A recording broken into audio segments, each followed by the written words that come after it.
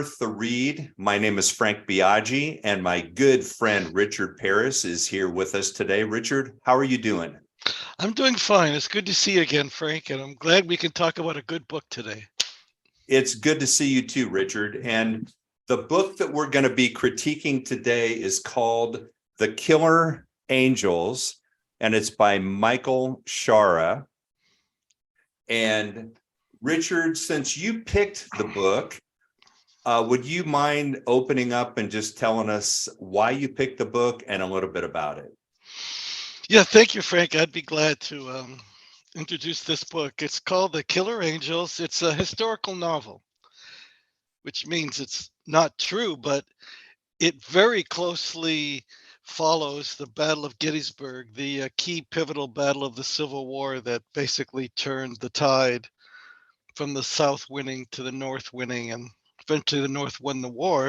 And this was the critical battle. It was a horrendous struggle. The amount of killing and carnage boggles the mind. This book is, I consider this book a incredible book because it kind of gets into each figure's mind, and of course the author invents dialogue as to what the particular generals like General Robert E. Lee or General Longstreet or or Colonel Chamberlain, what they were thinking or what they might have said at a certain moment, as he details exactly where they were geographically, moving in the brush and moving battalions here and there.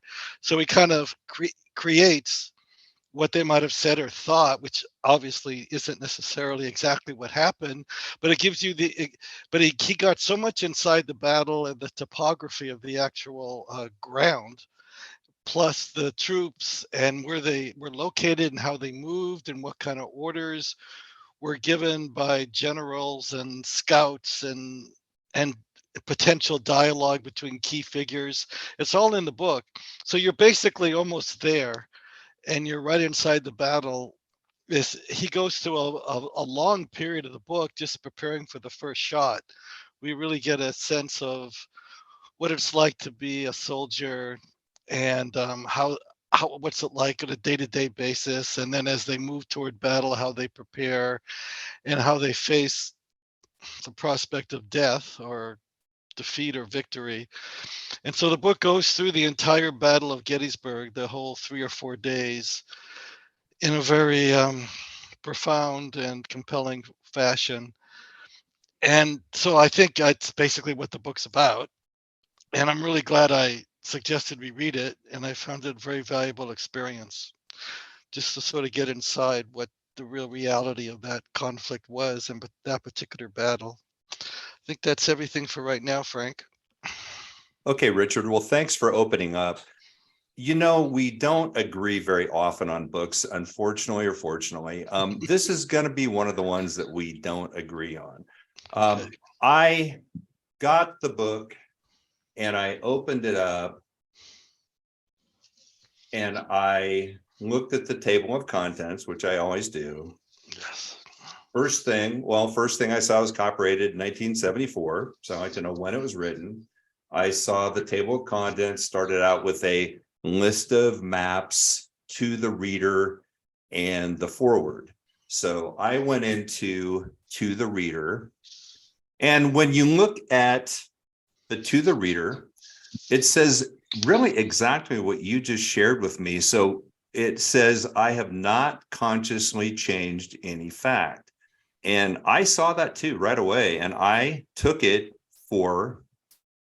I believed it, just like you obviously have when you read the book, because you said very closely follows a critical battle. And obviously he says he tried not to change any facts. And then I went on and I read about the generals, because the next part was the foreword, and I read about each general, and it was really well written. I really liked what I was reading, and I thought, wow, he told me that he was not going to change any facts, and it's well written. And I thought, maybe this is the book that I'm just going to read word for word, cover to cover, and just enjoy it, because I know he's a good author. He obviously writes very well. He says he's going to be honest. He's not going to change any facts. And I thought, you know, I got duped way back in my religion class back at Whitman. Nah, not chancing it. So what I did is I went ahead and skipped immediately to the afterword. So when you look at the afterword, he says, as time passes and it becomes slowly apparent that the war was lost at Gettysburg, Longstreet, which was his right hand in command general, he took over after Stonewall Jackson was killed, shot by his own troops. Longstreet gives as his opinion what he accidentally shot by his own troops, I might add. Longstreet gives as his opinion what he believes to be true, that the battle was lost by Robert E. Lee. Then he goes on to say his theories on defensive warfare are generations ahead of its time. And then I looked at the very last page of the last day of the 3-day battle of Gettysburg that's in the book. And I saw that he said, and he looked into Longstreet's eyes. Then he said, "You were right and I was wrong."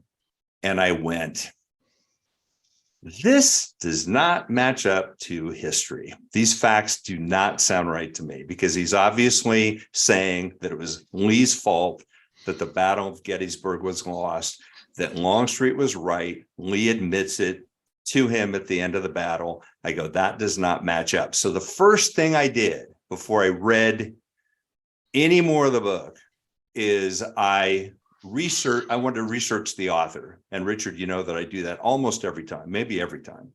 So I researched the author. So I looked him up, Michael Shaara, and he was an author of science fiction.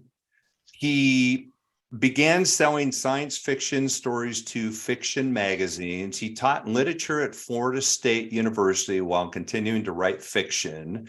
His novel about the Battle of Gettysburg, The Killer Angels, won the Pulitzer Prize for fiction in 1975, and Shaara died of a heart attack in 1988 at the age of 59. So I go, okay, so this guy was not a historian. He was a science fiction writer, and he wrote a book. I looked a little further into it, and I found an article by the Washington Post. It said The Ordeal of Michael Shaara, and it says, again, it confirmed what Wikipedia said. It said, before Angels, he was known as a science fiction writer.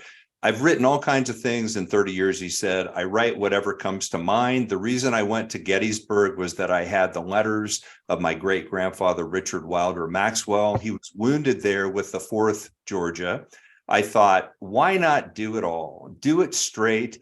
Do Lee as he really was.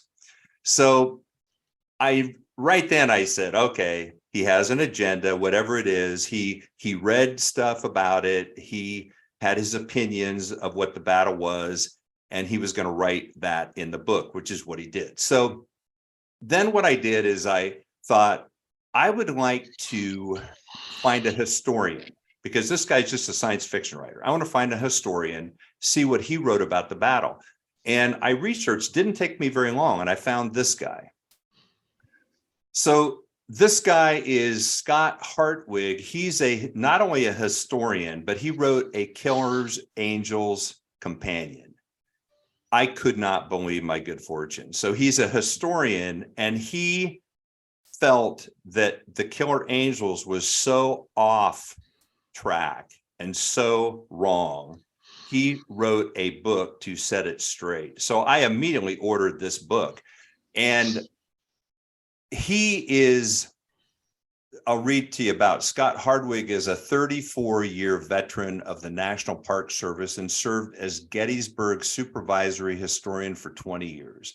Hartwig has authored numerous articles, essays, and books on Civil War subjects, and has appeared on the History Channel, Discovery Channel, and Pennsylvania Cable Network. He lives happily near Gettysburg with his wife, Barb. And this book, The Killer Angels Companion, I ordered it, and I went ahead and read The Killer Angels, and then I got this right about when I was finishing it. So I got this in the mail. And so I read this one as well.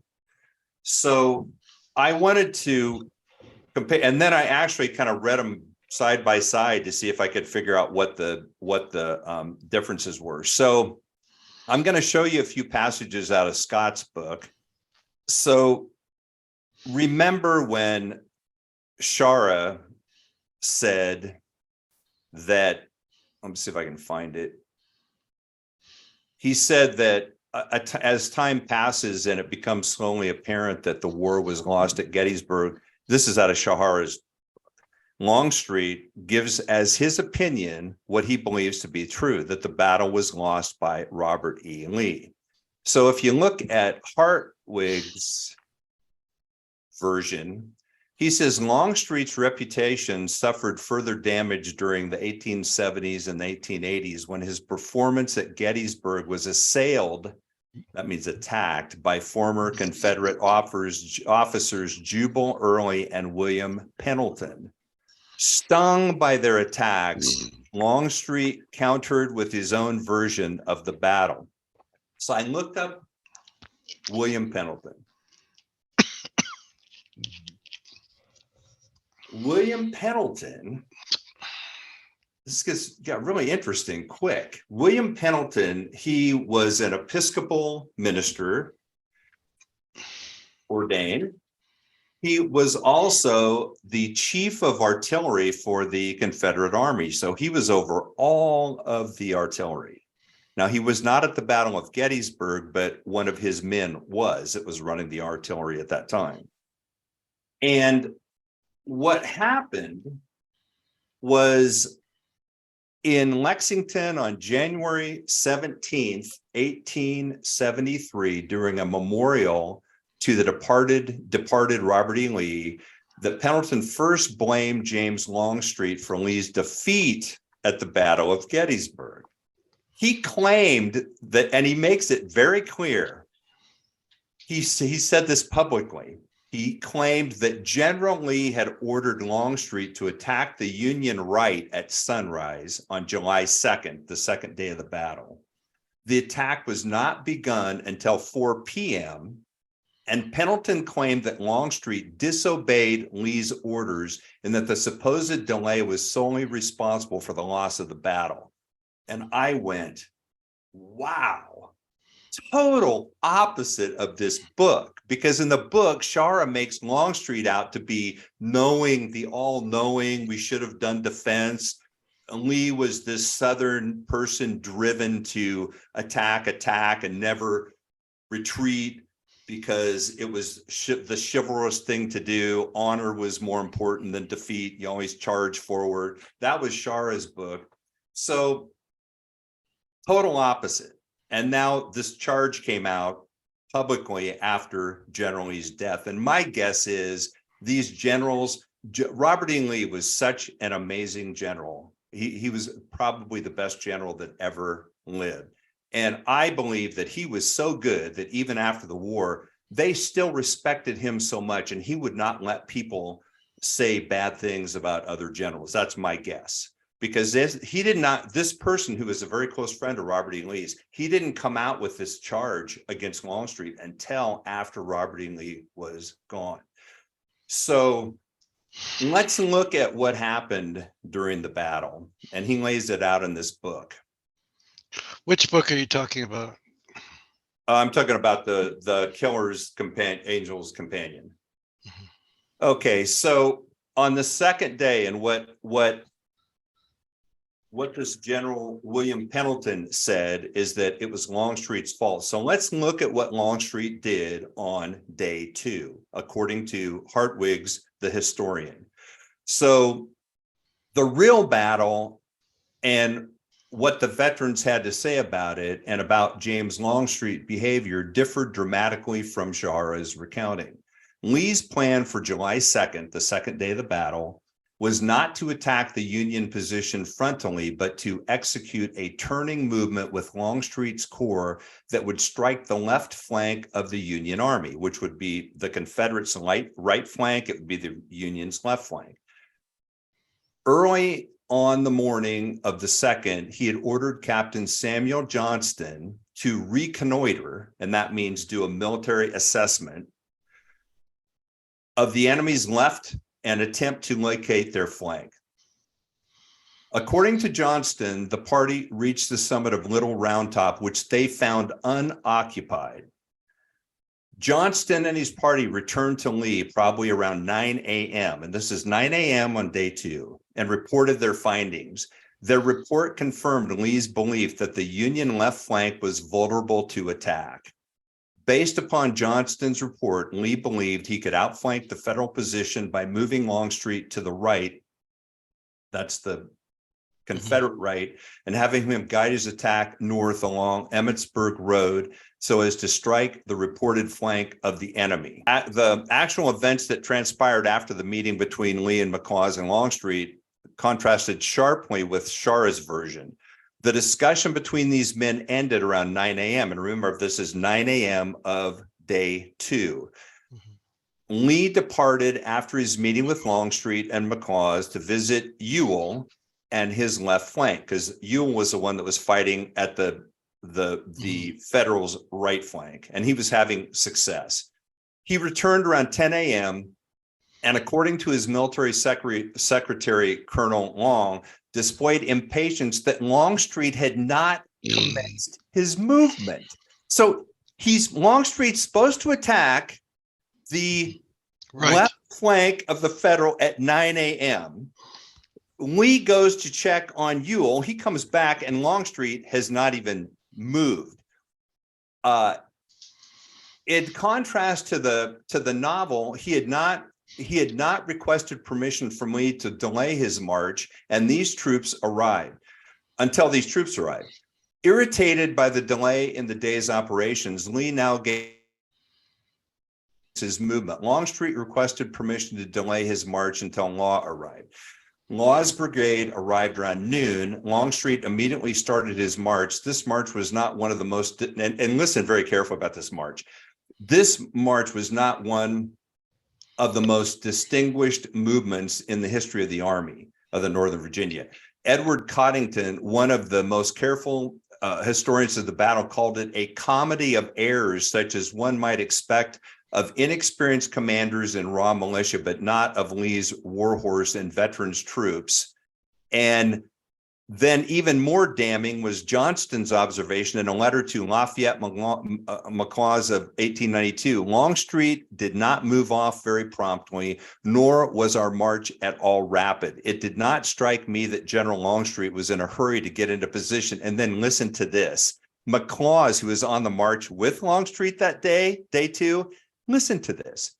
And he wrote his wife after the battle. So this is a letter to his wife. He goes, General Longstreet is to blame for not reconnoitering the ground and for persisting in ordering the assault when his errors were discovered. During the engagement, he was very excited, giving contrary orders to everyone, and was exceedingly overbearing. I consider him a humbug, a man of small capacity, very obstinate, not at all chivalrous, exceedingly conceited, and totally selfish. If I can, it is my intentions to get away from his command. That's away from Longstreet. Then, in his admiration for Longstreet, Shaara attempts to shift the responsibility of the First Corps trials and tribulations on that second day to others. First, he tries to shift it to Lee, whose Shaara does, whose unimaginative battle plan puts Longstreet at a disadvantage. Then it's Captain Johnston, who does not know the roads and leads the First Corps awry. But in Shaara's novel, Longstreet's blameless, the good soldier caught up in a bad situation. But in actuality, he deliberately delayed his movements until given a direct order to march. And I'm going to tell you, I got to show you this. Let me show you you won't even believe it.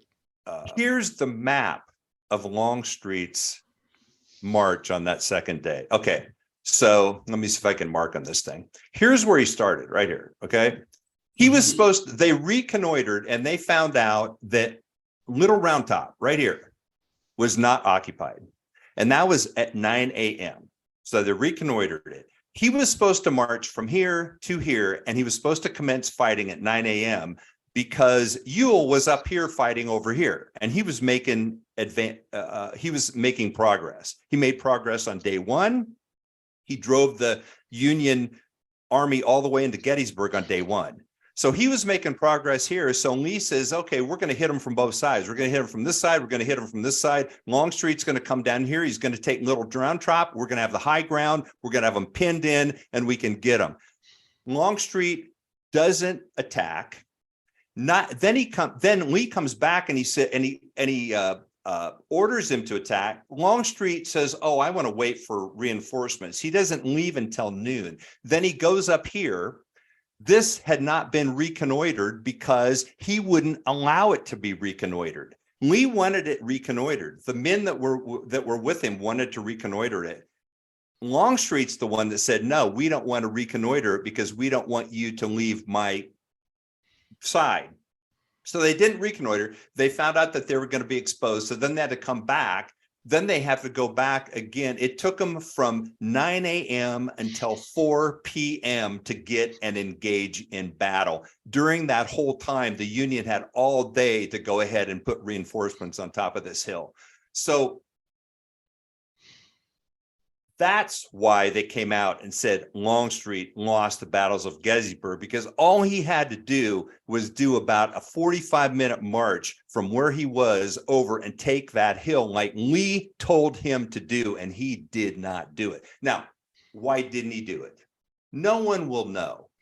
By the grace of God, he didn't do it because we won. The Union won. If he would have listened to Lee, if he would have done what he was told, the greatest general that ever lived would have won that war, and we would have we wouldn't be the United States of America today. Because if they would have won that war, they probably would have won the whole thing. And Lee knew it because he was going to go right on to Washington, D.C. The reason Longstreet did it, I don't know, but it gets even better. Watch what he did then on the morning of the last day on Pickett's charge. I'm going to share my screen one more time.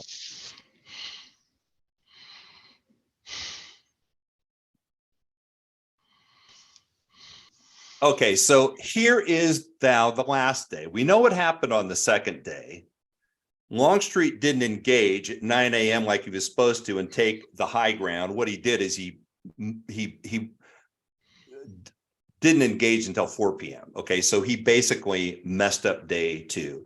So now day three, what Hartwig says in his book is he goes, Pickett's charge is the most famous action of the Battle of Gettysburg. In Shaara's version, a weary General Lee concludes that the center must be weak. Thus, the center is where we will strike. Yet, as believable as Shaara's accounting may be, the real General Lee arrived at an entirely different decision the night of July 2nd.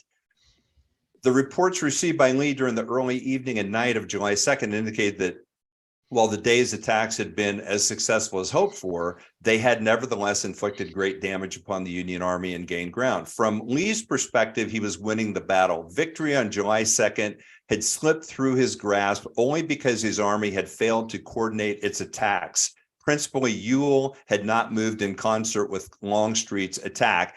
Really, no. Ewell moved. Longstreet didn't attack until 4 p.m. and he was supposed to be attacking at 9, just like Ewell was. Remember I said Lee rode up to check on Ewell's progress at 9, comes back at 10. Longstreet had done nothing. He was just sitting there. So anyway, so his original plan did not even envision attack upon the Union center. Instead, he intended that Longstreet and Ewell would simultaneously assail the Union's flanks again from the ground one on July 2nd. The general plan was unchanged, wrote Lee in his report. Longstreet, reinforced by Pickett's 3 brigades, was ordered to attack the next morning, and Ewell was directed to assail the enemy's right at the same time. This was Lee's plan. Pickett's charge did not exist. The Confederate attack was scheduled to open at daylight, and watch what Longstreet does. with the battle already joined on the Union right. And the reason the battle joined is because the Union started firing on Ewell. The artillery started firing. They got in a battle early. Lee wrote to Longstreet's headquarters to see how his senior corps commander's preparations were coming. To his astonishment, Lee discovered that Longstreet had made no preparations to attack again, the second day in a row. His unauthorized flanking movement was not what Lee had intended. With Longstreet unprepared to open his corps attack and Ewell already engaged, Lee was forced to develop an entirely new plan for the day. Longstreet adamantly opposed a renewal of the attack upon the strong Union left. So instead, he settled upon a huge attack on the Union center. He did not arrive at this decision by impulse or because he was tired or had dreamed it up, as Shaara might imply. He's decided upon it for sound reasons that he firmly believed would work and win the Army victory. So totally in contrast to Shaara's novel. And General Lee took full responsibility for the loss because that's just the kind of guy he was. He was a gentleman. I mean, that's just how he was. But I see that the novel, the facts are not in line with history. I think this historian is right. And that's the way I see it. So, Richard, would you recommend this book? That was quite a presentation, Frank. Well done. You marshaled your evidence and brought it forth in with a very logical presentation. Let's remember this is a novel. So Michael Shaara isn't saying that this is necessarily congruent with the exact historical facts. You made a case that Shaara was basically biased toward Longstreet and biased against Lee. Well, the fact that he put certain words in certain people's mouth might not reflect any personal bias. It was simply part of his story that he was creating based on historical facts, but he was not creating a book he was not creating an historically factual book. So there's no way to know exactly what Shaara thought. Again, this is a novel. So to the extent that it varied from actual history, he's in the clear because he doesn't assert that this is the actual 100% true fact of how everything occurred. Okay.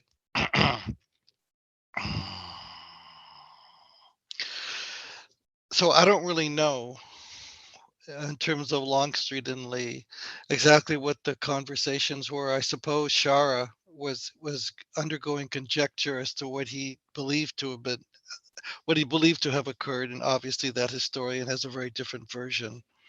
I know in the book, in terms of day 2, July 2nd, Shaara's account does indicate that Longstreet indicated to General Lee that they should attack the Union on the right, and that supposedly Lee nixed that idea, and that resulted in disaster. So basically, you're saying, and the historian is saying, it was the exact opposite. Exactly. Longstreet just screwed up, and that may well be so. I actually don't know. I'm not a historian. Yeah. What Hartwig is saying, that the facts were distorted, and it really was about the exact opposite. And I read the book again, and I read that battle and Shaara's account of it. It's just so far off of what Hartwig is saying. It's just so far off. And I mean, think about this, Richard. This historian, when do you write a companion to counter what a book says? I mean, something is bad when a historian does that.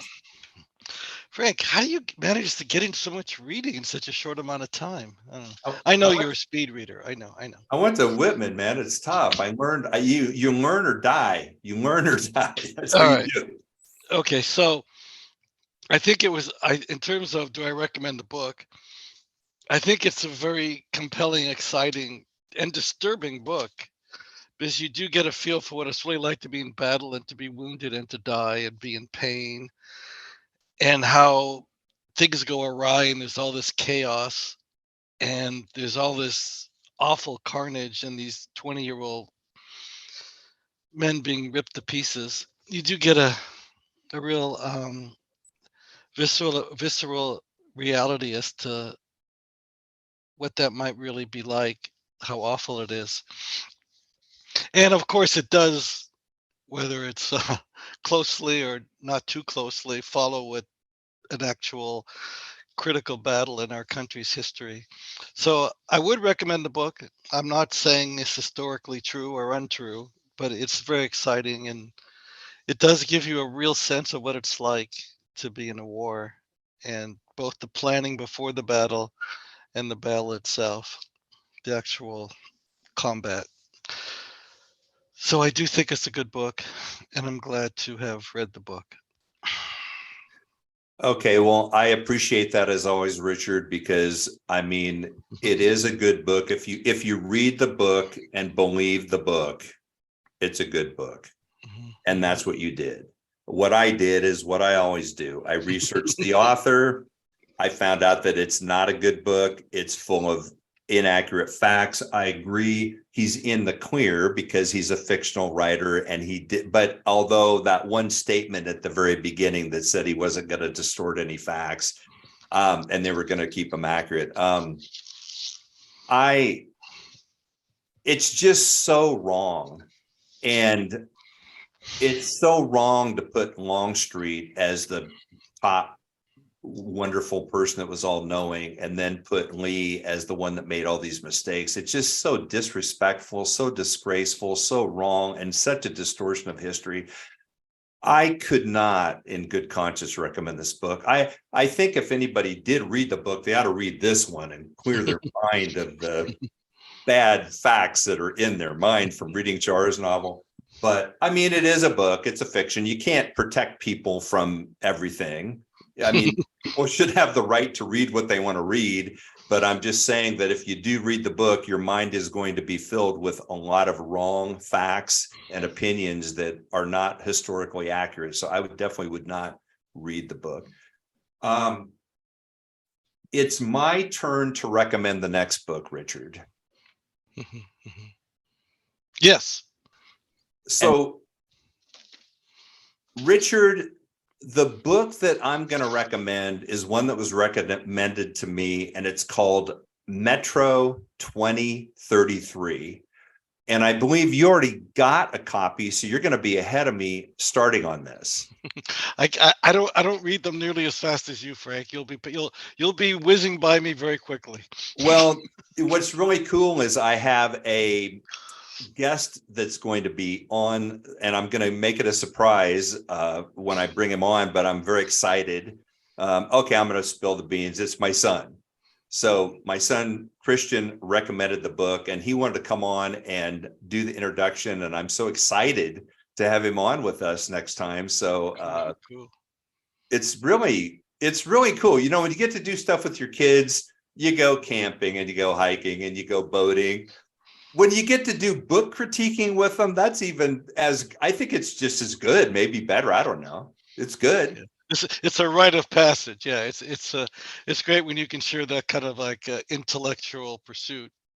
And that they enjoy, because he was the one that suggested it, and I'm so excited to have him on board with us. I mean, I can't even tell you, I'm ecstatic. So anyway, Richard, it's always good reviewing, critiquing books with you. You're such a just gentleman and a scholar.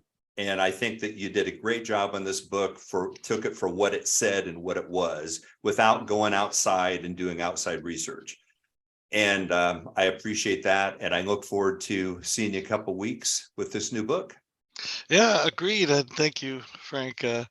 It's very instructive to work with you. You're very prepared. Yeah, I'm impressed, Frank. All right. Thank you, Richard. Take care. Have a great couple of weeks, and we'll see you soon. See ya. Bye, Frank.